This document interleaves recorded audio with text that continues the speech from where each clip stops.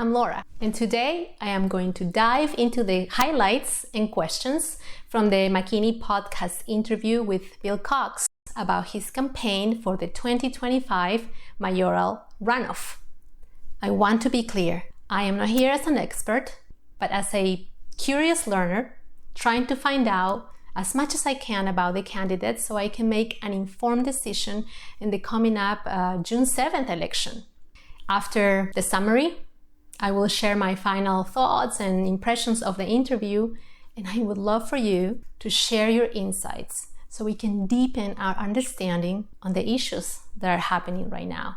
So whether you are a long-term resident or new to the community like I am, let's learn together, let's teach each other. So grab a seat and let's get to it. Motivation for running for mayor now. Cox, a third-generation McKinney resident, was motivated to run for mayor due to his deep connection to the city and its small town feel, which he remembers from his childhood. He values the safety, community, and neighborly connection that defined McKinney, and wants to preserve these qualities while managing growth. He said that running for mayor was considered years ago, but the timing wasn't right. Now the time felt right due to the support that him and his team have received throughout the city and alignment in his personal and professional life, public service, and community involvement. Cox was raised with a strong sense of giving back to the community, influenced by his parents and grandparents. His extensive civic involvement includes former chairman of the Planning and Zoning Commission, former city council member, mayor pro tem, and leadership in organizations such as the Collin College Foundation and the McKinney Rotary Club. His family's real estate business, Carey Cox Real Estate, founded by his father in 1977, emphasizes that relationship-driven work, which informed his relationship-driven leadership style, a top need in McKinney that he would like to address. When asked this question, Cox reflected on the city's transformation, noting that while there were areas that had not changed much, there were other areas that had changed a lot. He also mentions McKinney's rapid growth, going from 15,000 to 225,000 people, and that McKinney is very unique, diverse, and progressive, which is exciting to him. Rather than identifying one single issue to tackle, Cox's focus is continuous support to the commercial development to strengthen the tax base, benefiting homeowners. However, he avoids pinpointing specific new projects, emphasizing the need to maintain high service levels and avoid complacency, housing and apartment growth. Cox recognizes the need for diverse housing options to accommodate all economic levels. He notes that zoning rights allow property owners to develop apartments. And though he doesn't advocate for halting apartment growth, he suggests the real issue is rezoning decisions, for example, from commercial to multifamily. He emphasizes accessibility for young families, educators, service workers, and others, ensuring housing options for every stage of life. He actually takes a neutral stance, neither advocating for grow or no grow, but stresses the importance of respecting existing property rights. I find it a bit hard to believe that he doesn't have an stance. He says, I am not advocating for or against it, but he also was involved in the Planning and Zoning Commission. I'm thinking that he must have had a stance while he was in that role. How did he vote? I tried to look it up online. I just couldn't find approvals or rejections of rezoning and zoning requests, and certainly couldn't find how the members of the commission voted. So if anybody has a link to where I can find that information or those documents, please put it in the comments below. Now, about providing housing for every sector, what is the actual role of the government in that area? Some people might have different opinions on what they would like the role to be, but what is actually the role right now the city plays in the housing topic? And how is the supply and demand? I wish they have talked about, are we maxed out with apartment complex? This is such a high demand that they need to build more, or where are we at? No, if somebody has that information, the data or a link to that, please put it in the comments. Public safety and infrastructure. Cox does acknowledge the growth of crime in McKinney, but does not go so far as to say that it's comparable with Dallas or Houston. He advocates addressing for any police shortage or training if needed, recognizing that this will require some budget considerations to maintain safety. I would also like to see some crime statistics in the area and how it has grown, and what type of crimes, and in which areas. Now, when Cox uses the phrase, if there is a need for them, which, I don't know, it just makes it sound uncertain, which contrasts with his whole campaign emphasis that he knows McKinney, and he says this more than once during the interview, like, I know McKinney. He says that like, I really know. That's what he says. But then he's answering these questions in a vague way. And he said like, well, if they need it. And it's just, this comes across as lacking the confidence and the expertise that one might expect from someone who has had so many years in leadership roles serving the city. Just something to consider. It's just something that jumped at me. Airport expansion, pros and cons. Cox mentioned it that some airport-related documents and agreements are confidential, which makes it difficult for him to take a stand because he doesn't have full information. I watched the debate first before the individual interviews, and he said exactly the same and didn't answer the question. Public transportation.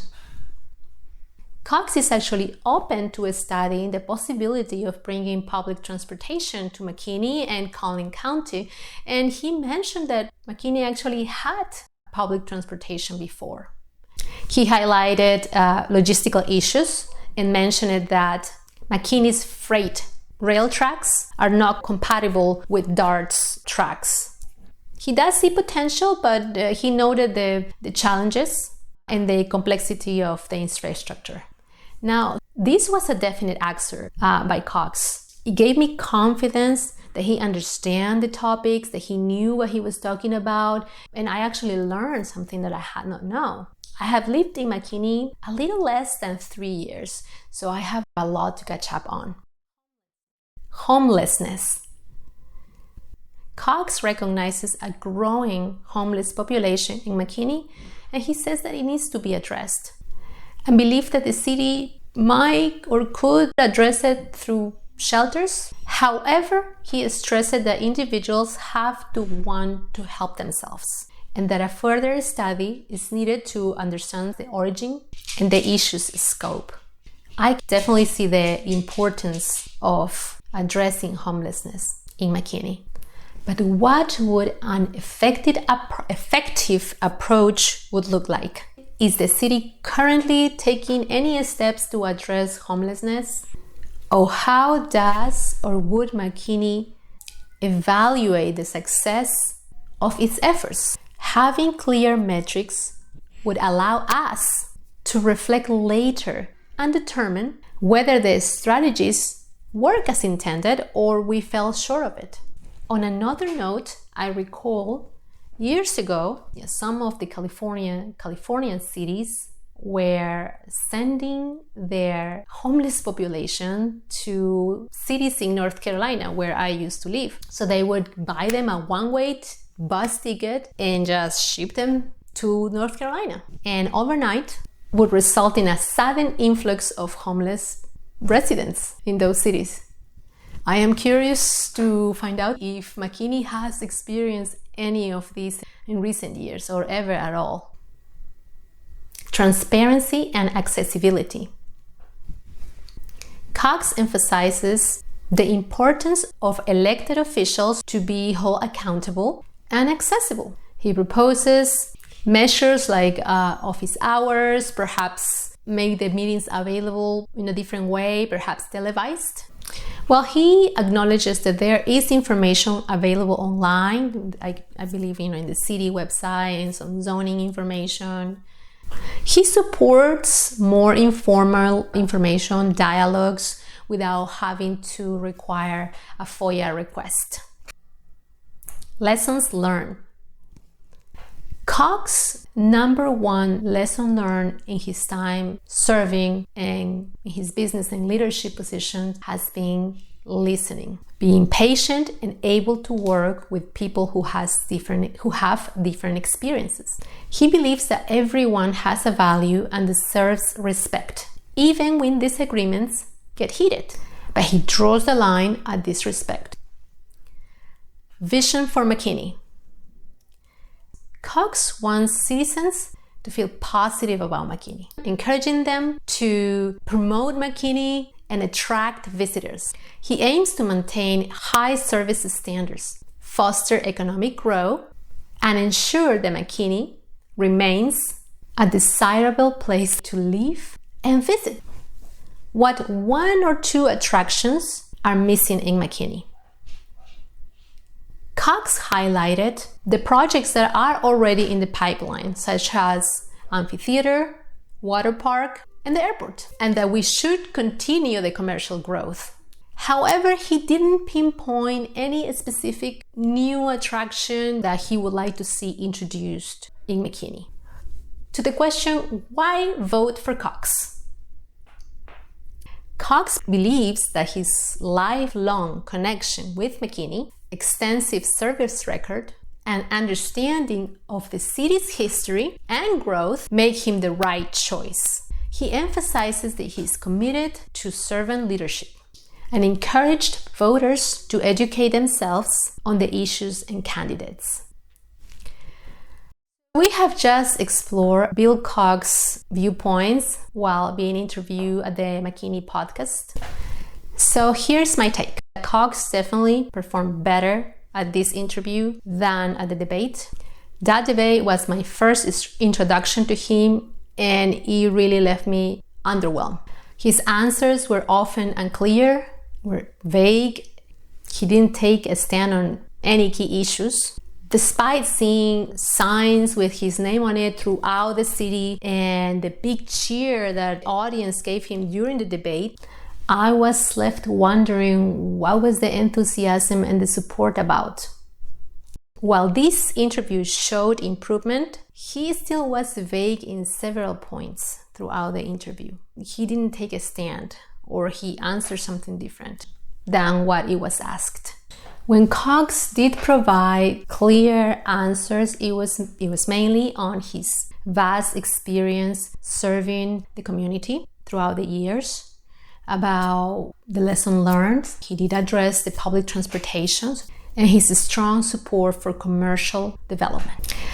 However, he sidestepped definite positions in issues like multifamily versus single-family housing, the airport expansion, what new attractions McKinney might need, the city's top priorities, and clarity in how to manage the rising crime.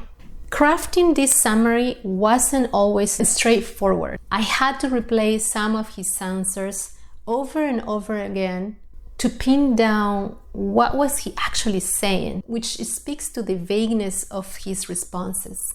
I want to give a big thanks to the McKinney Podcast for hosting this interview with Bill Cox and for moderating the mayoral candidates debate. It has been an invaluable resource.